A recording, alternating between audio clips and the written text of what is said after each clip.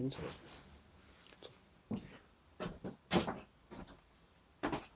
Bonsoir, nous sommes le 2 janvier 2015, il est 23h30 et je reviens de la synagogue, de l'office du vendredi soir et je regarde le Sidour, enfin le livre de prière du mouvement juif libéral de France, le MJLF.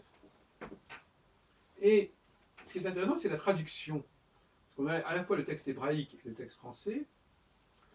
Et le texte français n'est pas exactement en rapport avec le texte hébraïque. Il est un peu édulcoré par rapport au texte hébraïque. Et notamment cette formule dans la partie qui s'appelle Émet, page 75 de l'office du vendredi soir. Nul n'est comparable à toi. Assemblée, nul n'est comparable à toi.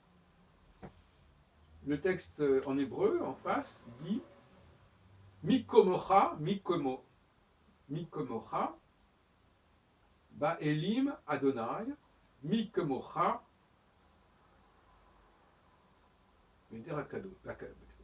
Bon, Mikomocha, qui est comparable à toi, ça peut très bien se traduire comme ça. Qui est comme toi, Mikomocha.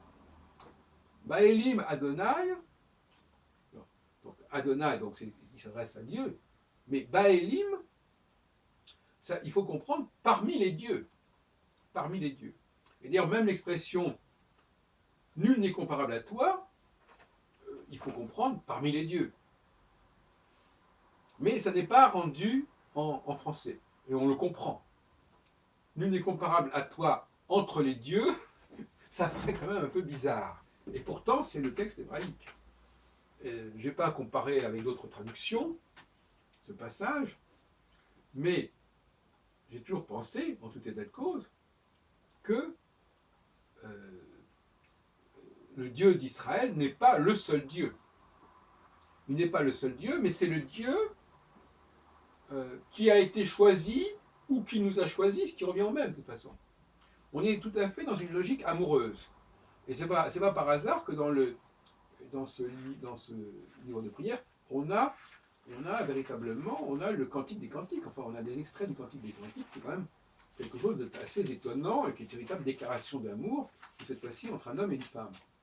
Et moi, je crois qu'il y a effectivement une relation amoureuse entre le peuple juif et Dieu, et leur Dieu. Enfin, celui qui est devenu Dieu, parce que justement, quand on voit par exemple page 65, Cantique des Cantiques, composé par Salomon, qui me prodigue les baisers de sa bouche, etc. Réveille-toi, c'est la voix de mon bien-aimé, etc. Donc, on ne peut pas comprendre le rapport d'Israël avec son Dieu sans le situer dans un rapport amoureux, sans le situer dans un rapport d'élection, de mariage au sens strict du terme. C'est-à-dire, parmi toutes les femmes, je te prends toi, parmi tous les hommes, je te prends toi, parmi tous les dieux, je te prends toi, etc. etc. J'en ai parlé longuement de ces problèmes de sélection. Mais c'est un point qui est complètement, à mon avis, oblitéré par la conscience religieuse actuelle. On est là dans une sorte de réciprocité qui a une dynamique de réciprocité. Dieu choisit parmi les peuples, parmi tous les peuples, il choisit le peuple juif, et le peuple juif, parmi tous les dieux, choisit ce Dieu-là. Ce Dieu-là, qui est ce Dieu-là? Ce Dieu-là, c'est celui qui a été choisi. Et quel est ce peuple? C'est ce peuple qui a été choisi. Donc on n'est pas beaucoup plus avancé, il faut reconnaître. Mais cette expression mi comme ocha, qui se suffit à lui, parce qu'il n'y a pas de verbe être en hébreu, c'est-à-dire qui comme toi, qui comme toi, qui comme ocha. Ça résume bien le rapport du peuple juif à ce Dieu qui a été le Dieu qui a choisi Israël. Donc c'est une espèce de cercle vertueux, si on peut dire, où chacun aime l'autre et l'autre est aimé parce qu'il vous a aimé. Il y a une espèce de dynamique comme cela, on ne sait plus très bien qui a choisi qui. je t'ai choisi, mais moi aussi je te choisis parce que toi tu m'as choisi. Donc, on est là dans une logique qui est difficile à comprendre. C'est vrai que nous, enfin les Juifs ont du mal à comprendre la Trinité, mais les chrétiens ont du mal à comprendre ce rapport amoureux entre un peuple et son Dieu, ce rapport exclusif et en même temps totalement arbitraire. C'est-à-dire que, qui ne fait sens que parce qu'il y a eu décision que ça fasse sens. Et ça effectivement, c'est très important parce que c'est ce que j'appellerais du relativisme. Et on peut dire qu'Einstein, quelque part, avec sa théorie de la relativité, il est dans cette logique hébraïque. C'est-à-dire, oui, c'est vrai que c'est comme ça, mais c'est comme ça parce que il s'est passé certaines choses qui font que ça se passe comme ça. S'il n'y avait pas eu ça, il n'y aurait pas eu ça. Et ça aurait pu ne pas être. Donc ça n'est que relativement. Je ne sais pas si c'est ce que disait Einstein, qui en plus disait que Dieu ne choisissait pas, ne jouait pas avec les dés. Mais d'une certaine manière, il a quand même joué avec les dés, pas le Dieu de l'univers, bien entendu, mais le Dieu des Juifs, ce qui n'est pas le même, à mon avis. Il ne faut pas non plus vous mélanger parce que ça a le même nom. Non, le Dieu a, il s'est défini lui-même par son choix, et son choix trouve son sens parce qu'il a été choisi. Voilà, donc c'est une logique que quand on connaît l'amour, quand on connaît le rapport amoureux, quand on connaît le sentiment amoureux, on comprend cela. Donc le fait de basculer d'une expérience amoureuse à une expérience religieuse n'a absolument rien d'extraordinaire ni rien d'étonnant. Et inversement peut-être. Euh, la meilleure préparation à comprendre le rapport entre Dieu et Israël, c'est bien évidemment de vivre harmonieusement, en tout cas fortement, passionnément, une relation amoureuse avec une autre personne, un homme, une femme de préférence, de toute façon. Bon, pas forcément, j'en sais rien.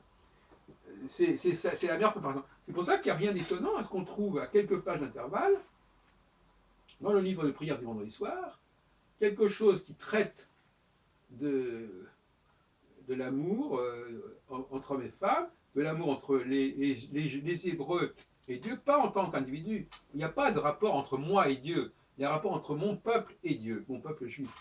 Et il y a aussi cette idée du Shabbat qui est présentée comme une sorte de rencontre entre le fiancé et la fiancée, la Kala. Hein.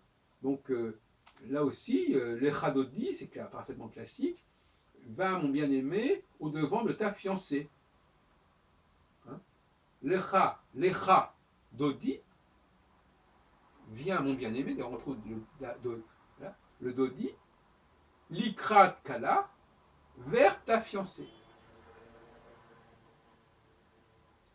Donc, on est bien dans un environnement amoureux dans le cas de cette réception du Shabbat.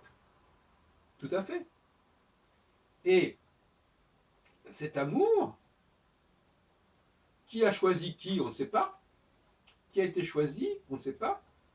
On est à la fois reconnaissant, chacun est reconnaissance à l'autre de l'avoir choisi, et chacun, quelque part, sait qu'il aurait pu y avoir autre chose, qu'il aurait pu y avoir d'autres choix. Mikomocha. Il se pose la question, est-ce que véritablement, il n'y a que toi qui peut être mon Dieu, qui peut être mon fiancé? C'est une question qu'on peut poser. Et c'est pourquoi le mariage est une question aussi essentielle dans la vie juive. Et pourquoi tout ce qui touche à cette question-là est sacré en quelque sorte. Et c'est pour cela que on ne peut pas faire n'importe quoi dans une relation entre un homme et une femme. Le judaïsme est très clair là-dessus. Par-delà même la question du mariage, le fait de conclure une relation exclusive et partagée et réciproque entre un homme et une femme est quelque chose qui est déterminant au sens le plus fort du terme, c'est-à-dire qui constitue une réalité fondamentale, qui soude quelque chose, qui fonde quelque chose, et que l'on ne peut rompre que dans des conditions très particulières qui impliquent tout un processus. Bon, qui n'est peut-être pas, c'est peut-être pas une relation indissoluble, mais elle, vous imaginez bien que dire que un homme et une femme se séparent, c'est comme si je disais que les peuples juifs se séparent de son Dieu. C'est quelque chose qui porte atteinte chaque fois qu'il y a un divorce entre un homme et une femme juive, entre un homme et une femme, tout simplement. C'est la porte atteinte à la relation entre Israël et son Dieu.